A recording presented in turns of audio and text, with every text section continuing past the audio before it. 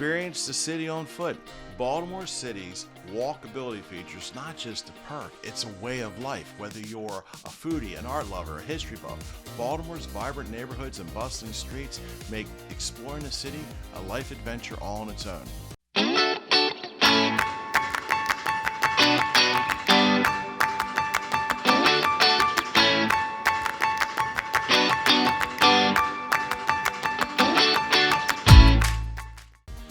Well, hey there, I'm JohnRuckman. I'm the Charm City Property Dude, and in this video, we're going to take a look at the walkability scale of Baltimore. This is an all-inclusive video. Don't get the walking part of this miscommunicated. This is for everybody, no matter whether you're driving a car, riding a scooter, in a wheelchair, walking, jogging, or boating. This video is for you. You are definitely included in this. This video is going to tell you about the 5 different places in Baltimore City that I think would make an excellent place for you to look around, take in the sights, and have a good time and explore the city. Make sure you hit the like and subscribe button right here and hit the notification bell for all these great videos. You want to completely submerge yourself in these videos. And I get it.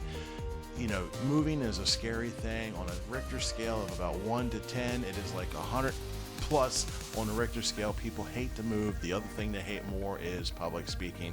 So a lot of people are introverted, but that's okay. Baltimore City is all inclusive. And if you don't want the city, there are the counties. You can always move out to the counties. Don't just think you're confined to just moving to the city. This is Maryland, baby. You can move anywhere you want to move, and it's a great thing. You're included. So anyway, on these 5 things, we're going to go ahead and get started. And yeah, take it. We're going to do that. In this video, I'm going to give you like the top 7 places on a walkability scale. All these are like, if you're on a scale of 1 to 5, all of these are like 4.5, 5. You certainly don't want to miss number 2, and you definitely don't want to miss number 1. If you make a comment down below that you're moving to Baltimore, or if you reach out to me, don't worry. I love it when people call me and ask me questions. It makes the channel so much more better. More better.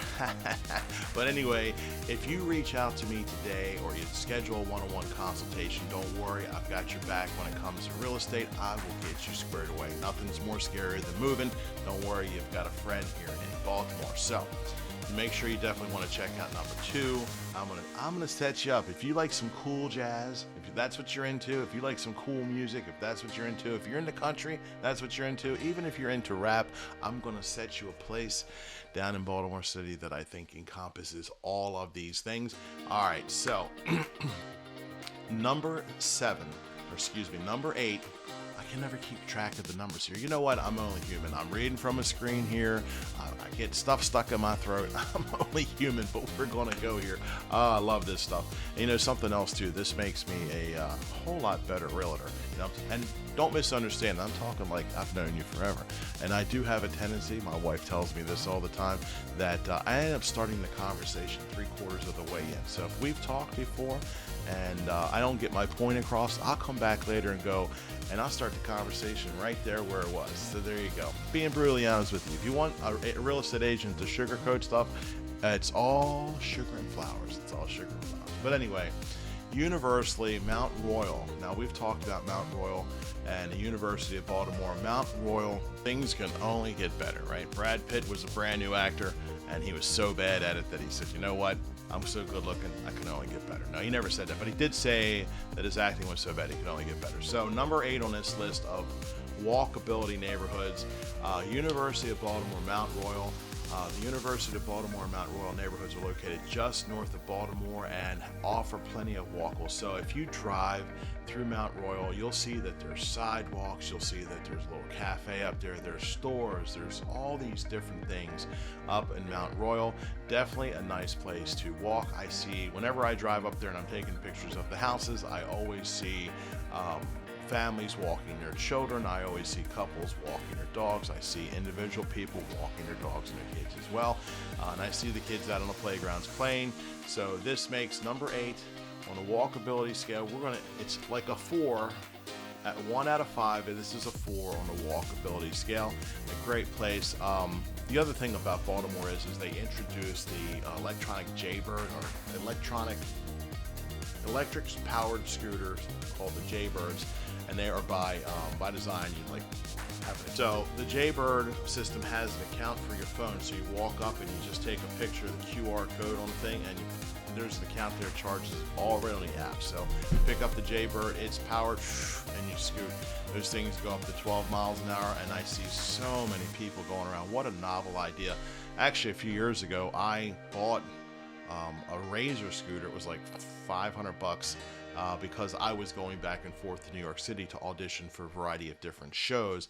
And when I say that scooter cut 4 hours of my time off by walking through New York City, because now you can take the scooter, and I was like the only one, and everybody remembers because I had a hot pink scooter. I'm so cheap. I had a hot pink scooter because Razor, the black scooter was like $1,000, but the hot pink one I guess they couldn't sell, so it was like $400. So I bought that one. All right, so I digest on a walkability scale. Mount Royal, the University of Baltimore, is right there at like a 4. Which brings us to number 7, Station North, the Arts and Entertainment District. Station North is a vibrant, diverse neighborhood that is home to many of the arts, like the Mechanics Theater, galleries, theaters, and more. The Center Theater there is there. You also have the Rotunda, and you have a few other theaters there in the North Central, the Entertainment District, as they call it.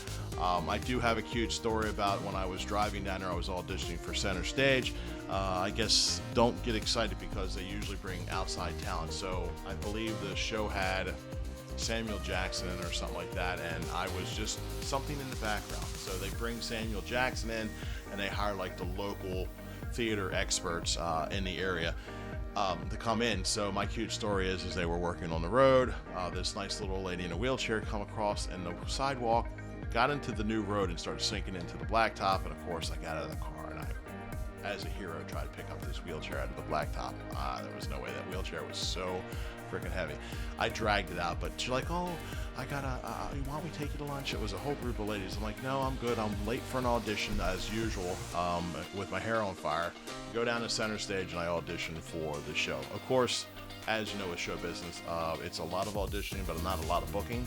It gets to be some booking later on if you're popular, but anyway, number 7, I digested, is the Arts Entertainment District of Station North. Like I said, vibrant neighborhood. Definitely want to walk around there. Definitely some shops and stores there you can check out. And also, number 6, I've mentioned this neighborhood a number of times. I love it. My family lives there, or my extended family lives there. My grandparents, my father, his sister, my aunts and uncles have all lived in the same house, and that would be, drum roll, shh.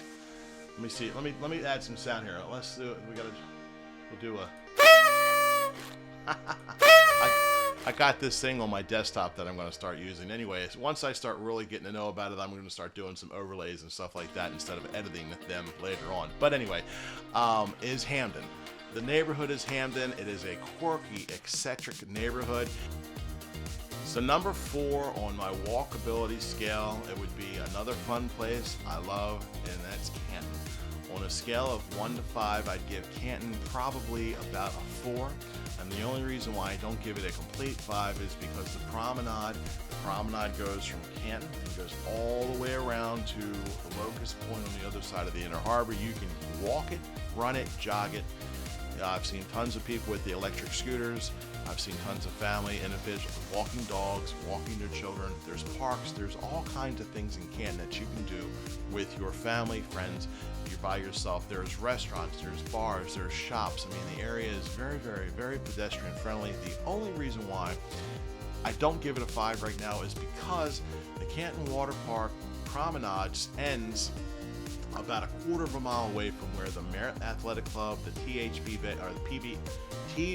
Bagel Place, my favorite place, and there's about a quarter mile there, and you got to the sidewalk and walk it, which where I thought maybe they can continue the promenade, but what can you do? The Inner Harbor kind of goes, you know, if your Inner Harbor is here and the promenade stops here, and then about right up in here would be the THB Bagel Place, Merit Athletic Club, Target, and it's the grocery store over there that I can never remember, Harris Teeter. There you go. So variety range of amenities within walking distance. This actually gives me, we'll go a little higher. We'll go 4.3. On the list is Mount Vernon. Mount Vernon is like a cultural hub in Baltimore City. It's home of like several museums, historical landmarks.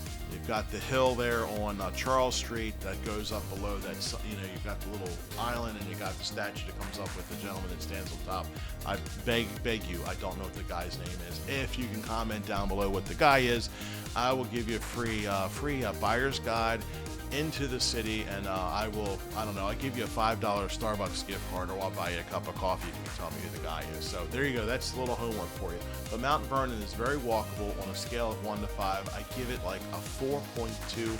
There's a couple of decent hills there, so if you like to run, most runners love hills. I joke. The neighborhood's very walkable. There's tree-lined streets with beautiful architecture. The houses are beautiful. Just north of St. Paul Street. You want to stay north of St. Paul Street in the city there. Mount Vernon is a great place to go. You have your little collection of shops throughout Mount Vernon. You've got your parks. You've got your schools. So this makes number 5 on my scale of walkability. Number 6. We're getting there. This is the one you want to know about. If you're into jazz, you want to hit the rock. If you're into rock, you want to hit, there's a place on the corner there. I'm having an aneurysm here. I can't remember a senior moment. If you want rock, it's there. If you want rap, it's there. And I am talking about the all-inclusive Fells Point. If you're interested in going to see where Homicide: Life on the Streets was filmed, right there in Fells Point. You got the little archway there where they showed the exterior shots of what they thought was the precinct. This is now a very nice high-end store down there, and it's right on the promenade as well. So Fells Point gives my number right up there as like number 4.7 on the walkability. It's known for its cobblestone streets. When you're going through the streets and you're driving, you hear them go. So the cobblestone streets, colorful row homes. You have the National Can Company that was converted into apartments. A lot of apartments down there, and then you have like the promenade that goes through Fells Point, and then you have this square. There's a big square there, so you can drive down, do park. There's Bertha's down there that does mussels and oysters. Definitely a seafood destination for Baltimore. Definitely a lot of shops around there that have mastered, absolutely crushing it down there when it comes to bars, crab cakes and crabs, and orange crushes. Bet you don't know what an orange crush is. Most people don't, but it is celebrated here. It basically is freshly squeezed orange juice. It's orange vodka, triple sec, some 7-Up or Sprite into a cup with a glass, and you can do it with grapefruit, whatever the vodka is flavored with, you can do it. Man, it makes it yummy, yummy, yummy, yummy. The Fells Point is always known for the thriving bar scene, its thriving restaurants. Great place to go, soak up the sun. Right around the Inner Harbor there. Definitely a 4.7 on my walkability scale. Is absolutely amazing. You want to go down there Friday or Saturday night if you really want to see all that Fells Point is. And if you get a little too, if you're in Fells Point, you get a little bit, if you're down there during the day, you just open up the window and smell, and you have the Herman Bread Factory that is like right there, and it's like smell-o-vision. I wish you could smell the bread down there. Freshly baked bread at its finest at Herman Bread Factory makes Fells Point a delectable place to go in Baltimore. And of course, there's plenty of housing and living right around there. You've got apartments, you've got row homes, you've got brand new apartments down there too. So Fells Point, definitely 4.7 on my walkability scale. Brings us to number 1. I know I've said 5 on Fells Point. This is number 6, but this would be my favorite place. This is what Baltimore is known for, and that would be the illustrious Inner Harbor. The Inner Harbor is wonderful. It is right in the middle of the promenade. It's right there. You've got the water taxis that go out. You've got the Science Center. You've got Power Plant. You've got Ram's Head. You've got Fogo de Chão. It's right off the Inner Harbor. You've got a little mall there that's got all the little eateries. You've got, while I'm not a huge fan, you've got Hooters, which I don't understand. I don't understand the appeal of that. The food is good, but and I guess you go there because the girls are wearing tight clothes. I don't know. You got Hooters. The Inner Harbor is like, it would be a 4.9 on the walkability scale. It's nice and flat. Families, go down there, they walk their children, the bus tours go down there, the kids go from all the schools in the county, go to the aquarium, they go to the science center. You also have, just a couple of blocks off the Inner Harbor, you have M&T Stadium. You've got the Ravens Stadium, you've got the Camden Yard, so it's M&T with the Ravens, it's Oriole Park for the Orioles. You go a couple blocks a little bit north, you've got the Convention Center, you've got, I think they called it the Royal Farm Convention Center, which was the first marina. It's like the Civic Center. That's where the circus comes. Joel Osteen comes. He goes right there to there. It's a nice little venue just off the Inner Harbor. Very, very flat, so it's easy. What else can I tell you about the Inner Harbor? Stunning attractions down there. There's also, when they host the Walkathon, starts right there on Light Street. When they host the Under Armour Marathon, right there off of Light Street. So there's always tons and tons and tons of things to do in the city, in the Inner Harbor, so the Inner Harbor would be number one on my list, would give you like a walkability of 4.9, and that is Baltimore on your walkability scale. So again, I'm John, I'm the Charm City Property Dude. I love doing videos like this because every time I do a video like this, I know more. Call me Kia. Know it all. Kia. I learned so much more about Baltimore and more about the intricacies of the city and everything when I do these videos, and I love being this resource for you. So if you're coming down to the city, make sure you reach out.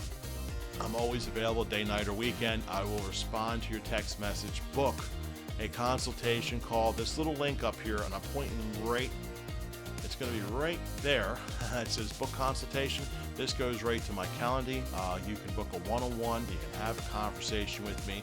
Leave comments down below. Make sure you subscribe and immerse yourself in these videos, because nothing is more scary than moving to a place you do not know. I mean, if I was moving to Texas, I definitely would want somebody in Texas to be telling me, hey, this is what you need to do. So again, I'm John. We'll catch you on the next video. No, go ahead and watch. Let's do it. Watch this video right here and this video right here.